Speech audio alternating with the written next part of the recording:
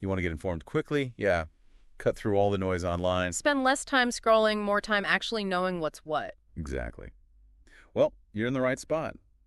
Welcome to the deep dive. We filter through the sources so you get the key info and maybe some surprising bits. Today we're diving into fitness, specifically looking at a YouTube video. Right. It's from Renaissance Periodization called Exercise Scientist Critiques Joe Rogan's Training, Diet, and Drug Use. It features Dr. Mike. And Dr. Mike is, well, he knows his stuff. Professor, bodybuilder, BJJ grappler. Oh, yeah. Definitely qualified. He's looking at Joe Rogan's approach. So our mission today, unpack Dr. Mike's analysis. What are the key takeaways? Any surprises in there about Rogan's fitness, his diet, TRT? Let's get into it. First up, functional strength and kettlebells. Rogan's a big fan. Right, he talks about them a lot for that functional aspect. What's the scientist's view? Well, it's nuanced. He agrees kettlebells are, pretty cool. They get the whole body moving. There's a but coming, I feel. Yeah. But if your main goal is just getting stronger, like raw strength development, Yeah. he argues barbells and dumbbells are generally, better tools for that specific job. More effective, maybe. Okay, so it's not like kettlebells are useless. Not at all. Just maybe not the most efficient path for pure strength compared to, say, heavy squats or deadlifts. So what does he recommend for building that functional strength then? He points to the classics. Compound lifts with barbells, dumbbells, think squats, presses, rows, plus bodyweight stuff, push-ups, pull-ups, dips, and even machines have their place. And how does he actually define functional strength? Because that term gets thrown around a lot. Good question. Scientifically, he says it's about challenging all your muscles. How so? Through, high stretch ranges of motion, using heavy enough loads, getting close to failure, Okay. and moving the weight fast on the way up, but controlling it on the way down.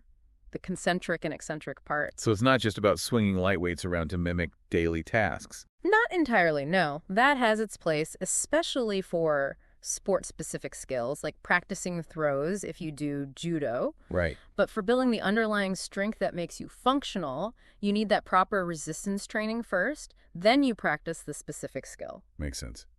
Now, what about the Turkish get-up? Often seen as the pinnacle of functional exercise. The get-up. Yeah, he had some interesting thoughts on that one. You dill. He called it maybe the most glamorous move ever invented in lifting. High praise. Okay. But then he kind of questions what it's actually for. He joked it looks like a waiter fell down and is still trying to make sure he doesn't spill the rice. Wow, okay, so he's not sold on its benefits. Pretty much. Wait, From an exercise science view, he's like, what muscle group is this really hitting hard? His answer. His best guess was maybe the lateral hip abductors. Yeah. But even then, he says it's not a very efficient way to train them. So more of a demonstration of skill than a primary strength builder. Kind of, yeah. More a test of shoulder stability, coordination, maybe that specific hip muscle, but not a go-to for building general strength or muscle efficiently. So if you want stability and core strength, especially for something like jiu-jitsu, which Rogan does. Exactly. He points to things like deadlifts and power cleans, says they're phenomenal for that. Much clearer benefit than the Turkish get-up in his view. That's clear. He also talked about his own grip strength, didn't he? A personal story. Yeah, a quick anecdote. Said his back and arms were strong enough for rows or pull-ups, but his grip would fail first. Relatable for many people, I bet. Totally. So his solution, he uses Versa grips. Highly recommends them. What are they again? Basically, straps or grips that help you hold on to the bar or dumbbell when your own hand strength becomes a limiting factor, let you focus on the target muscle. Gotcha. Smart workaround. Okay, let's shift gears. TRT, Testosterone Replacement Therapy. Right. Rogan's been open about starting at around 40, said it helped him a lot. What's Dr. Mike's take? Is it a magic bullet? His view is very measured. He says TRT can be genuinely transformational if you actually need it. Meaning if your levels are clinically low. Precisely. If blood tests show you have low testosterone, it can make a huge difference. But if your levels are normal, then it's likely unnecessary. You might just get side effects, the hassle of injections without any real benefit. Could even be harmful. So it's not a general performance enhancer for just anyone. Definitely not. He lays out those two scenarios. Normal T levels, probably no upside, only downsides. Low T levels, potentially very helpful. And Rogan, starting in his 40s. That fits the timeline for when some men's levels naturally decline, right? Andropause. Yeah, he touches on that.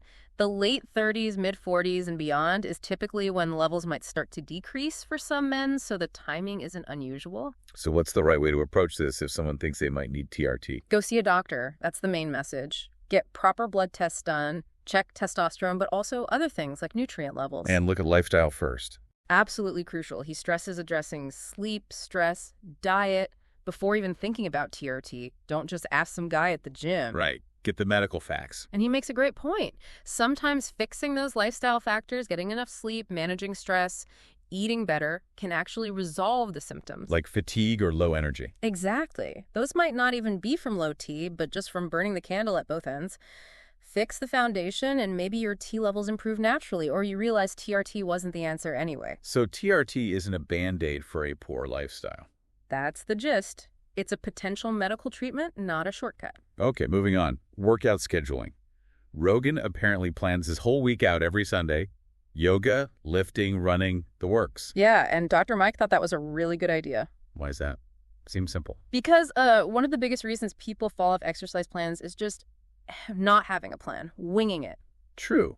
It's easy to let it slide if it's not scheduled. Exactly. By actually blocking out time for specific workouts each week, you create structure, accountability. You're more likely to stick to it. So for you listening, maybe think about that. Could scheduling your workouts make a difference?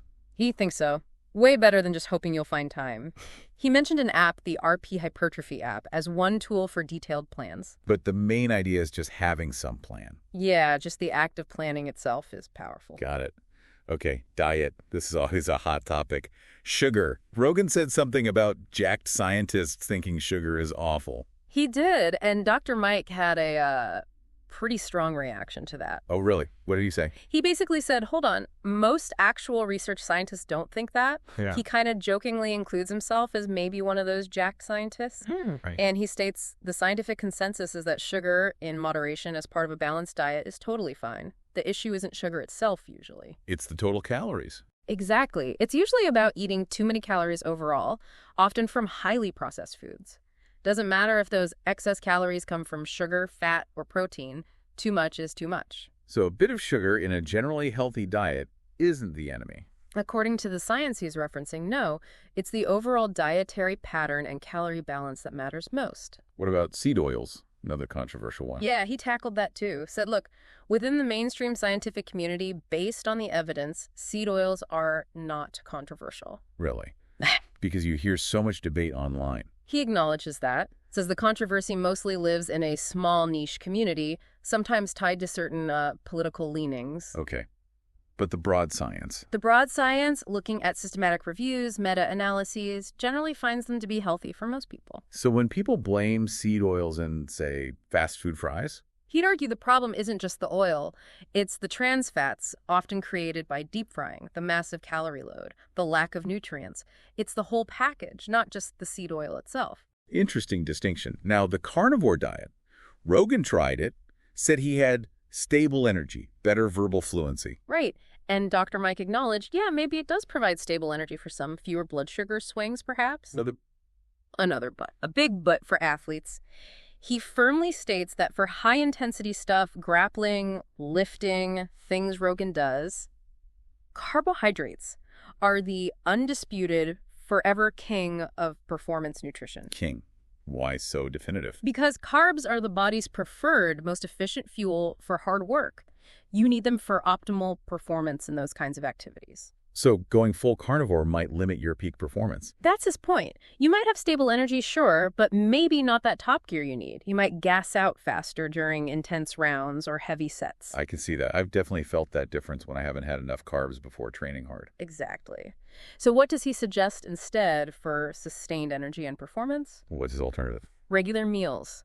Maybe 4 a day, each with good protein, some healthy fats, they slow digestion, help with satiety, and moderate amounts of carbs, focusing on low glycemic, high fiber ones, think vegetables, fruits, whole grains. And the benefit of that balanced approach? Sustained energy, potentially higher overall energy levels without big peaks and valleys, and you're fueling performance properly. Sounds pretty sensible. Wrapping up, it seemed like Dr. Mike, despite the critiques, actually respects Joe Rogan quite a bit. Oh, absolutely. He expressed huge mega respect for Rogan's dedication, his commitment to training, diet. It's impressive. And not just the physical stuff. No, also Rogan's open-mindedness, his willingness to talk to everyone, all sorts of experts, and genuinely try to learn. Dr. Mike even made a joke about himself being more book smart while Rogan is out there trying things. And the final message for you, the listener, drawing from Rogan's example. Be like Joe in his willingness to experiment. Try different things. Maybe low carb works for you. Maybe higher carb is better. Try kettlebells, try barbells. See what feels right and sustainable for you. Take inspiration from his trial and error approach. Exactly. And, the fact that Rogan's 56 and still training hard is pretty inspiring in itself. Definitely. Okay, let's recap this deep dive.